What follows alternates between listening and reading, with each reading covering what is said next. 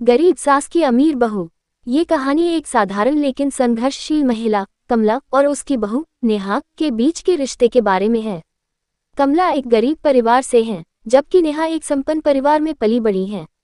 ये कहानी उनके बीच की दूरी और अंततः उनके रिश्ते के सुधार की यात्रा को दर्शाती है। कमला एक छोटे से गांव में रहती है।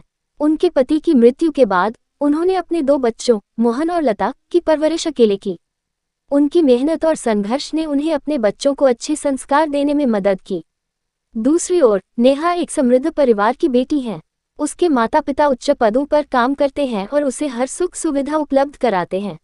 नेहा की शादी का दिन आ गया। गांव में धूमधाम से शादी का समारोह आयोजित किया गया। कमला अपने बेटे मोहन के साथ खुश थी, लेकिन उन्हें अपने साधारण कपड़ों और साधारण घर को लेकर थोड़ी चिंता भी थी। नेहा के परिवार ने भव्य समारोह का आयोजन किया और कमला को अपने साधारण घर का विचार करने में शर्म महसूस हुई। शादी के बाद नेहा अपने ससुराल आई। पहले दिन सब कुछ ठीक रहा, लेकिन धीरे धीरे कमला को यह महसूस होने लगा कि नेहा की आदतें और उसके व्यवहार में एक दूरी है। नेहा को हर चीज महंगी और फैंसी पसंद थी, जबकि कमला साधारण जीवन जीने की आदी थी। कमला ने एक दिन नेहा से कहा, बेटी, हमें जरूरत की चीजें ही खरीदनी चाहिए, फिजूल खर्ची नहीं। नेहा ने हल्के में लिया, माँ, मेरी आदतें अलग हैं। मैं अच्छे कपड़े और सामान पसंद करती हूँ। इस पर कमला ने सिर झुकाया, लेकिन उनके मन में एक दर्द था। गांव के लोग हमेशा कमला को टोकते रहते थे कि उनकी बहू अमीर है, फिर भी वे साधारण जीवन जी रही हैं।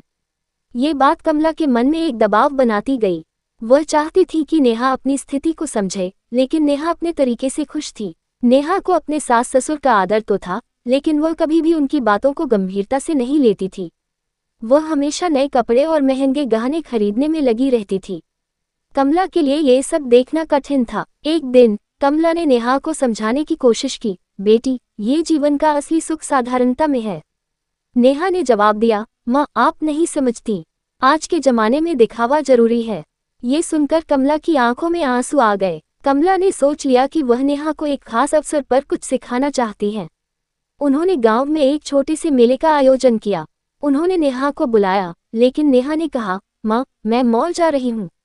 कमला को बेहद दुख हुआ, लेकिन उन्होंने नेहा को जाने दिया। एक दिन नेहा मॉल से लौटते समय एक गरीब बच्चे को देखकर रुक गई। बच्चे की स्थिति देखकर उसे बुरा लगा। उसने कुछ पैसे दिए, लेकिन यह उसके दिल में एक हलचल पैदा कर गया। उसने सोचा, क्या मेरी खुशियों का कोई मतलब है जब दूसरों की स्थिति इतनी खराब है।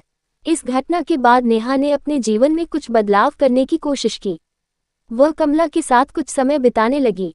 कमला ने नेहा को गांव की असली संस्कृति और लोगों के संघर्ष के बारे में बताया। नेहा ने महसूस किया कि उसके पास जो कुछ है, उसका सही मूल्य क्या है। समय के साथ नेहा ने कमला की बातें समझना शुरू किया। वह अधिक संवेदनशील होने लगी और गांव के लोगों की मदद करने का निर्णय लिया।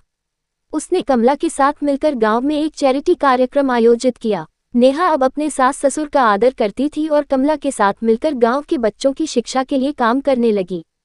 कमला की खुशी का ठिकाना नहीं रहा।